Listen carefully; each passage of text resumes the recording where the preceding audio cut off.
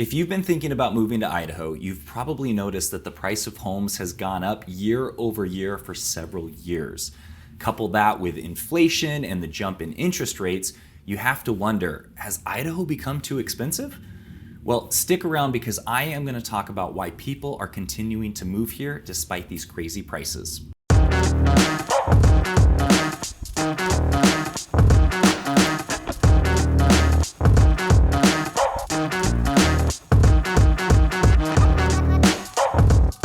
Hey everyone, my name is Trent and I'm a realtor here in Idaho. If you're interested in learning a little more about what it's like living, eating, sleeping, working, playing, and buying real estate here in Idaho, then you found the right channel. Go ahead and tap the subscribe button, hit the notification bell, and every time I come out with a new video, you'll get notified. Now guys, every week I talk to people from this channel that they need a little bit more information or they're serious about wanting to get moved to Idaho, and I absolutely love it. So there's my contact information below. Shoot me a text, call, or email, day, nights, weekends, it does not matter. I love helping people get set up here. I also wanted to say thank you so much for being patient. I had my surgery a couple of weeks ago, so I wasn't able to post videos as often as I'd like, but I'm healing up really well. Everything went excellent. I'm off of crutches already, so I'm gonna be putting out videos every single week, and I have some really big plans in the works, so make sure you tap the notification bell so when I come out with these new videos, you get notified. So guys, I just wanna say I don't love making videos like this. We're gonna be doing a lot of comparisons, talking about the market and data. It's very realtor-esque and I don't really love making videos like that, but with the interest rates going up and the prices of homes and inflation. Inflation is obviously a serious problem. I feel like it's necessary. I also want to say that there are a few of my clients that feel like with the price increases and inflation, they've been priced out of the market, and I do feel really bad. But don't lose hope. There are areas in Idaho that are more affordable than North Idaho or the Boise market, and I am going to be covering those soon, so make sure you stay tuned. Now this video is definitely for my viewers that are on the fence. They're serious about moving to Idaho, but they're looking at the prices, they're looking at the interest rate, wondering, man, is it still worth it? And I honestly started to wonder the same thing. So I went and gathered some information that made me realize, you know what? Despite these crazy prices, it still might be a bargain. And remember, I'm not here to convince anybody of anything. This is just the information that I'm looking at that I want to give to you so that you can try and make the best decision for yourselves. When looking at the price of something, you have to have something that is similar to compare it to understand if the value is there or not. North Idaho is very unique with all of its lakes, its rivers, its mountains, wildlife, all of the attractions. There's a lot of really good positive things about North Idaho and not a ton of places to compare it to. One place that I think is worth comparing it to is Lake Tahoe in Northern California. Tahoe is one of the most beautiful places in California, and it has one of the largest lakes in the state at 191 miles long. North Idaho has Lake Pend Oreille at 141 miles long, and very similar to Tahoe, there are dozens of lakes all around it. Lake Tahoe does have 15 ski resorts, while North Idaho only has about 5 if you include Mount Spokane, which is just over the state line, so they do have us beat in that regard. The crime rate in Lake Tahoe is 25 out of 100, which is very similar to North Idaho. The biggest differences you're gonna see between Tahoe and North Idaho is that Tahoe is a vacation destination place, a highly regulated vacation destination area.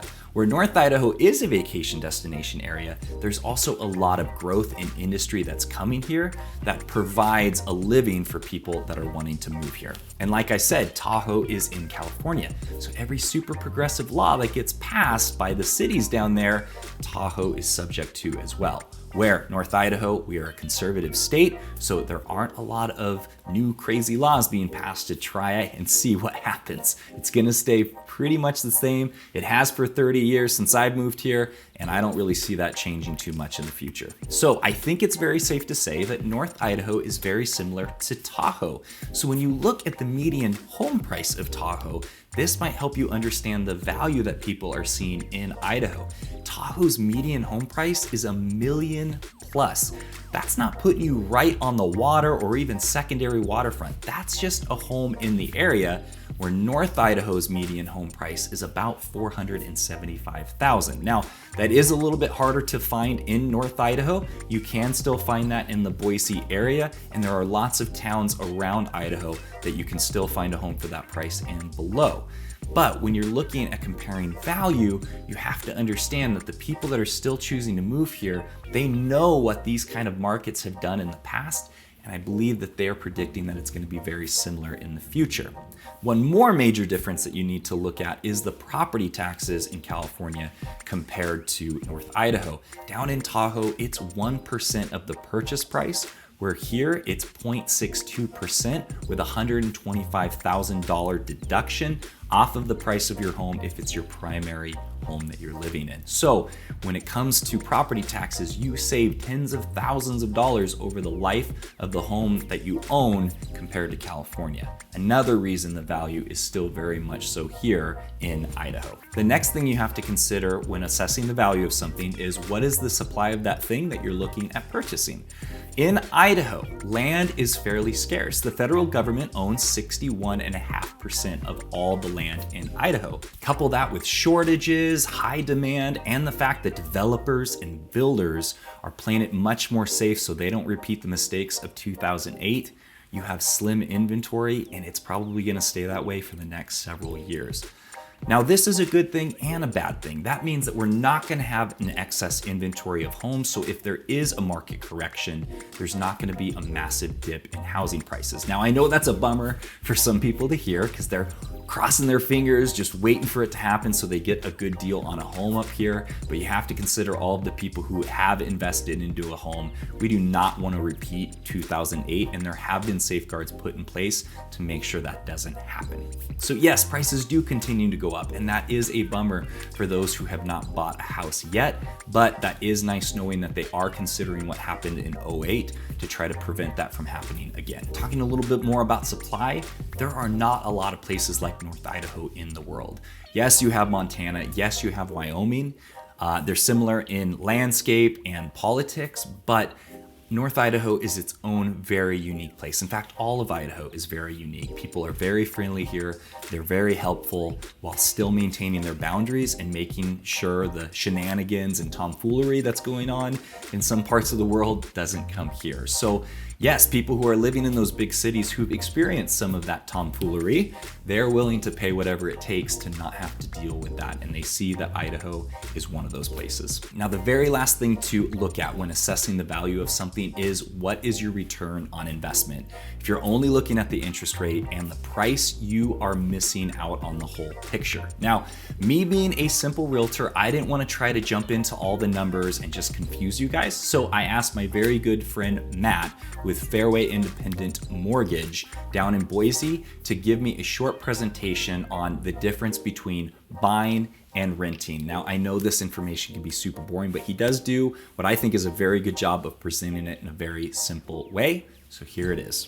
And so I wanted to break down, what would you say to somebody when they go, you know what, I'm just going to keep renting because the interest rate is high and I think it's going to go back down, or I'm now priced out and it's cheaper for me to rent. What would you tell them? Well, there's a lot of ways to answer that question. So the one thing I would say right out of the gates is rent is a variable and a fixed mortgage payment is not. So rent has been going up every month, and double digits is what we've seen. So that's something that is going to impact you versus a fixed mortgage rate. So that's one thing. The other thing is when you're paying rent, and in this example, I'm showing rent versus principal paid over 5 years. Well, if you're paying a $2,000 rent in just 1 year, well, that's $24,000. Over 5 years, that's over $132,000. And guess what? You're never getting any of that money back. And you're helping whoever owns that home build their net worth, grow equity in their property, not you. And so when you're an owner, you're gaining what's called equity. When every time you make a mortgage payment, you're paying a little portion of your principal loan balance down. And so as you can see on these examples, you've got $32,000 paid in principal, $40,000, $48,000, and that's just the difference of the price of the home and the principal payment per home. But that's just the principal. You're also gaining what's called appreciation. And we're in a very unique time right now where appreciation is it's a great opportunity to jump in on. And appreciation over 100 years has never proven to be a bad thing. And over the last 10 years, homes have appreciated in just the county I live in by 227%. That's an average of 22% a year. And so really what that means, to make it easy, is if you buy a $500,000 house and we are in a 10% appreciation that year, it means in 1 year, your $500,000 house is now worth $550,000. So the cost of waiting a year in today's market could cost you on a $500,000 house as little as $50,000 and as much as $100,000 that you're not gaining in net worth, or something that you can tap into, whether that's through a HELOC, a refinance, or selling your home and profiting that money. Awesome. Thank you for going through that. And one thing that I do want to mention too, because I think especially some of the things that's coming out in the news right now, or the media, they're trying to say, oh, we're in a bubble, crash is about to happen. And I always ask the question, well, where were those articles back in 2006, 2007? Because the fact is that we don't know when crashes are coming. Otherwise, we'd be able to avoid them. And that was also based on a lot of different variables, which is bad lending practices, a lot of greed, a lot of people who were lying about how much they made so that they could buy a house in order to try to sell it and make money off of it. We're not seeing a lot of that right now. But what I will say is it's hard to imagine houses costing $500,000 here in Idaho. But I just talked to somebody down in Tahoe, and he said that he had an opportunity to buy a lakefront property about 30 years ago for $2.5 million in Tahoe. And he thought to himself, that's crazy. It's not worth that. There's other lakes in the world that are a lot cheaper to live around. Why would I do that? He said today, that house is now worth $10 million, a number that he thought was inconceivable when he was younger. So we do know that housing is one of the only things that continues to go up year after year. Yes, we did experience a crash, and believe me, I'm feeling a trigger from that too when I start reading about crashes in the news. But as we know, news is not always trustworthy. A lot of times they're just trying to get viewers' eyes to sell marketing. And so when you are looking at deciding, should I continue to rent or should I buy, try to keep this in mind, that you're either paying into somebody else's net worth, or you're growing your own. Thank you very much, Matt.